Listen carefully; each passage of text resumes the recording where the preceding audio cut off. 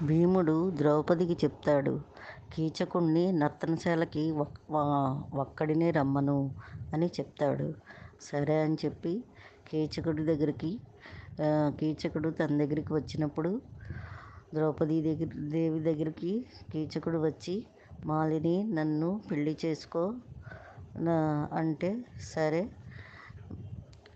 మీరు మగవాళ్ళు చెప్తారు, ఆడవాళ్ళు చెప్పలేరు, అలాగా మీరు అందరి ఎదురుగుండా ఇలా మీద పడకండి, నర్తనశాలకు రండి, అమావాస్య రోజున ఒంటరిగా రండి అని చెప్తుంది. అప్పుడు భీముడు ద్రౌపది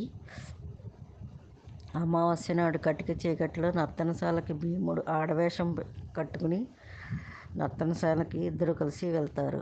అప్పుడు కీచకుణ్ణి భీముడు చితక్కొట్టి ఆ కడుపులోకి తలని, కాళ్ళని, చేతుల్ని కడుపులో జొనిపి శుభ్రంగా చితక్కొట్టి ఒక పూరీ ముద్దగా తయారు చేసి చంపేస్తాడు కీచకుణ్ణి భీముడు.